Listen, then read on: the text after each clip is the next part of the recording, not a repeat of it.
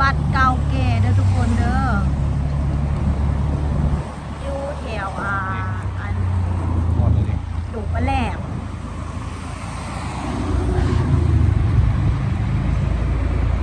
นี่เดี๋ยวพอมองเลย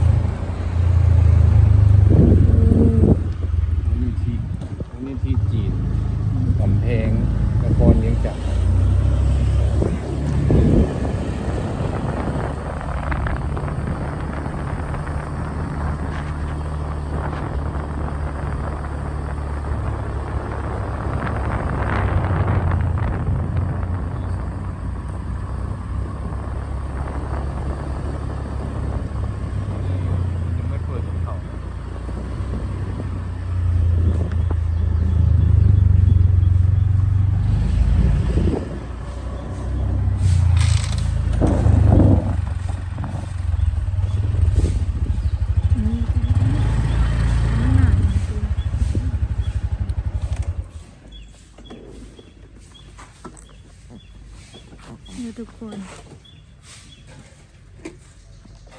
เวลาเพิ่นเฮ็ดอัน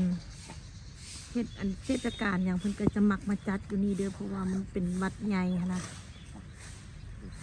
กินเจไม่อย่างกะเพิ่นก็จะเฮ็ดอยู่นี่แบบเพิ่นจะให้กินฟรีเลยเจจะมีคนเต็มเลยนะคนจะแจกเครื่องแจกข้าวแจกอาหาร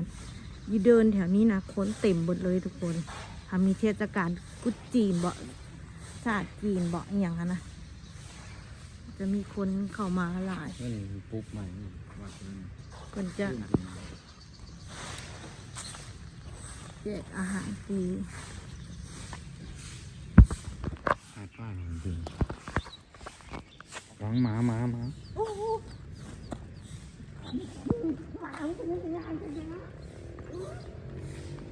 เดินเป็นกว้างจอดรถเงี้ย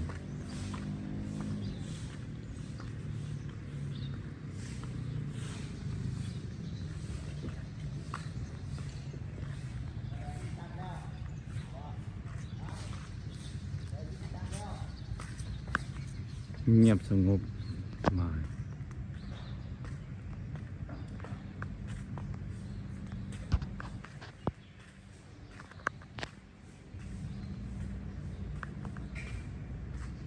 ก็มีหม่องนั่งเล่นตึกกว้างมันก็เฮ็ดเป็นบ้านพร้อมแล้วก็เฮ็ดเป็นอันมูลนิธิแบบหน่วยกู้ภัยพร้อมทุกคนมูลนิธิเพิ่นสำหรับสอนดิมีเมียนมีโรงเมียงมีบริจาคโรงพร้อม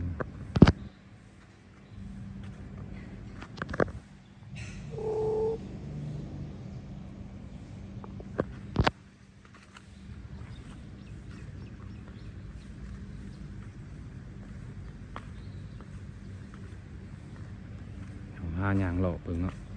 เปิงนี้ก่อน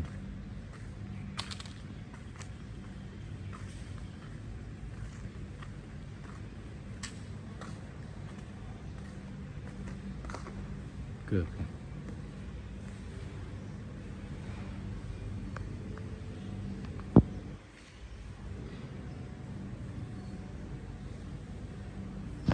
ไหว้พระทุกคน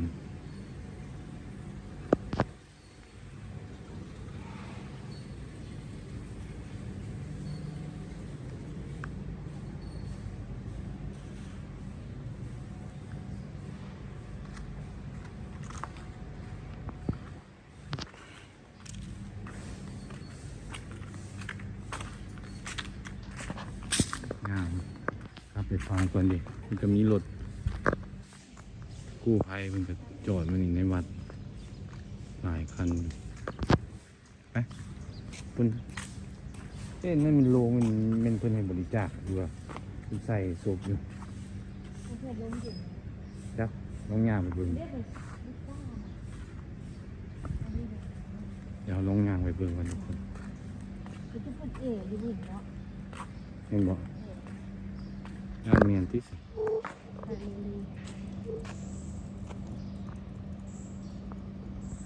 ไปดีกว่าสิย่านเพิ่นย่านมวยเขาไปถ่ายขึ้นทั้งหน้าก็ได้จะมีหม่องนั่งเล่นมีซ่ามีตัง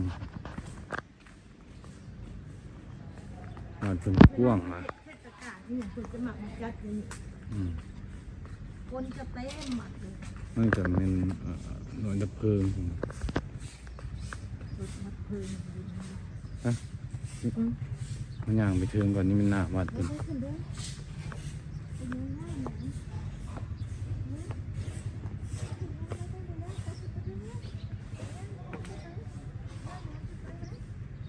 มันขึ้นมาถึงวัดเนาะคือก็มีคนมาเฮ็ดของอยู่ของกินให้เพิ่นเนาะให้พา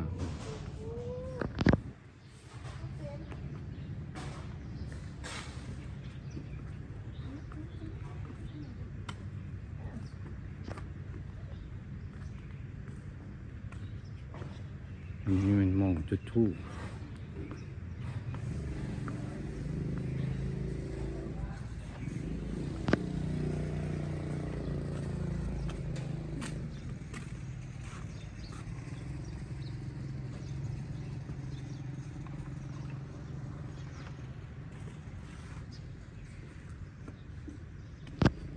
หาอยู่มุมสูงนะคุณ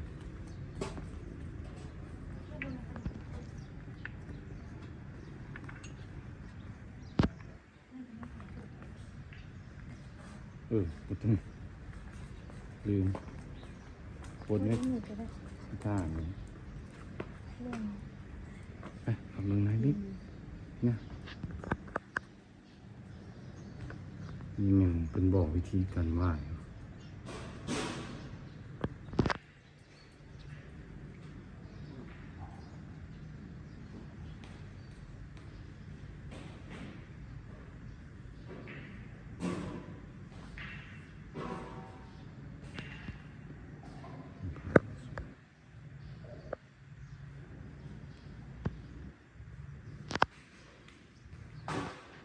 อันนี้เป็นคืองาม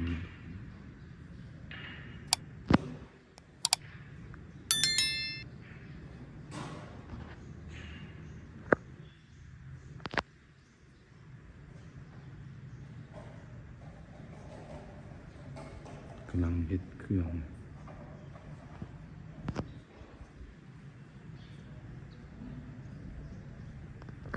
ของไหว้กันด้วยทุกคน คนนี้เขาก็ย่างมาทั้งข้างห้อง เป็นบอนไหว้กิน นี่ก็จะเป็นรูปภาพเก่า ภาพเป็นถ่ายไว้ตอนสมัยตะกี้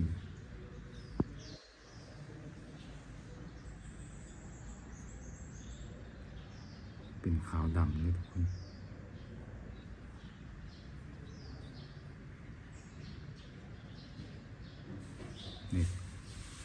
นี่น่าจะเป็นทายมองของทั้งหน้าครับทางเขาขึ้น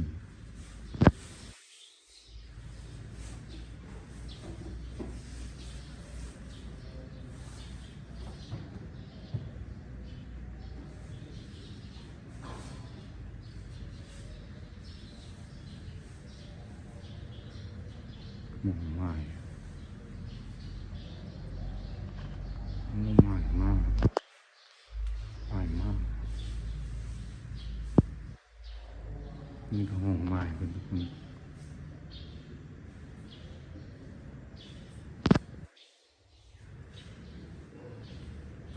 มาตอนนี้เขามากับโมง7:40ตอนเช้ามันมาหลายตัวเดี๋ยวไปห้องต่อไปนี่ก็เป็นห้องที่2นะคุณกี่เป็นห้องเลยจ้ะเดี๋ยวปนเงินใส่ปนเงินใส่ลูกเป็นห้องที่2ต่อจากห้องเมื่อกี้นะห้อง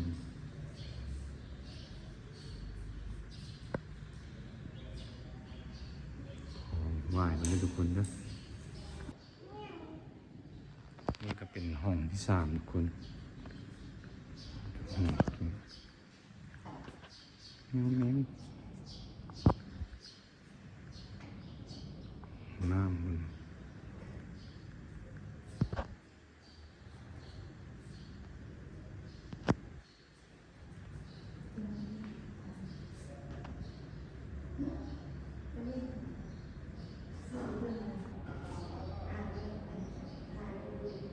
มีน้ำพองกุมารทองพ่อว่ามีของเล่นไว้ซื้อของเล่นให้ว่ามีน้ำพองกุมารทองไหมเพิ่นก็เลี้ยงกุมารทองเดี๋ยวขอไหว้แล้วทุกคนนะไหว้ซื้อไปเลยไหว้ซื้อเพิ่น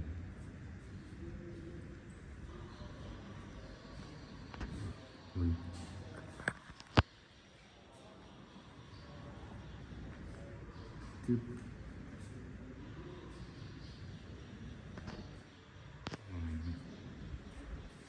หิ้งของไหว้สางเสียสวย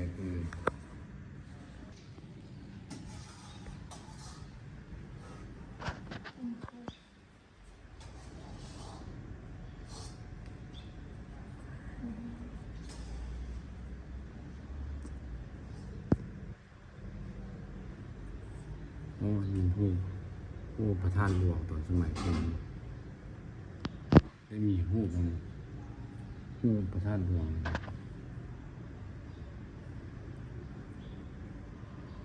นี่เป็นทานนายกจีน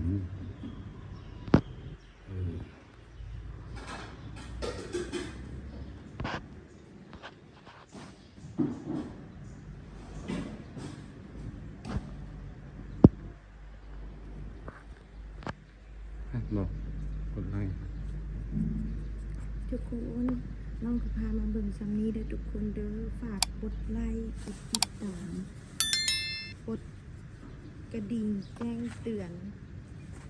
ให้ในเด้อทุกคนเด้ออันเดียวใกล้จะฮอดบุญพระธาตุหลวงแล้วเนาะเป็นบุญใหญ่ของประเทศลาวเนาะเป็นบุญพระธาตุหลวง เวียงจันทร์ เวียงจันทร์ของเวียงจันทร์นะทุกคนเนาะเดี๋ยววันที่26กับ27เนี่ยน้องสิไปถ่ายบรรยากาศ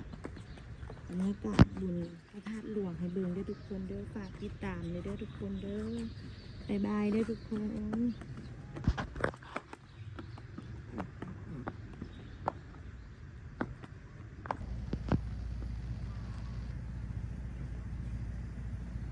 นี่เขาก็ขี่ออกมาจากในวัดเมื่อกี้เนาะเป็นวัดตัวที่2ติดกัน อันนี้เอามาของป่ามีทางเข้าเลยทุกคนอยู่ขวามือ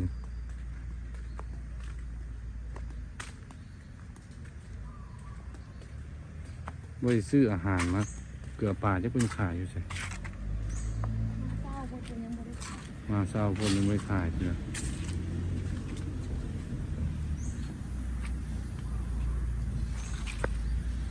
ว่ามีเป็ดพ่อมันเด้ตาเห็นบ่ดิ ปิดไปเลยปิดตั้งแต่เข้ามาแล้ว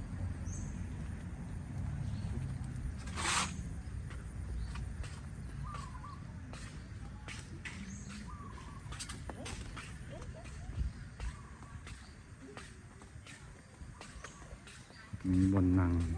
เล่นนั่งกิน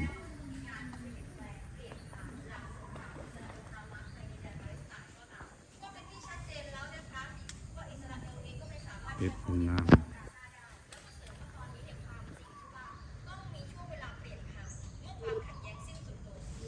น้ำพุตรงกลางน้ำฟ้าให้กับข้าวเบื้องนั่นครับ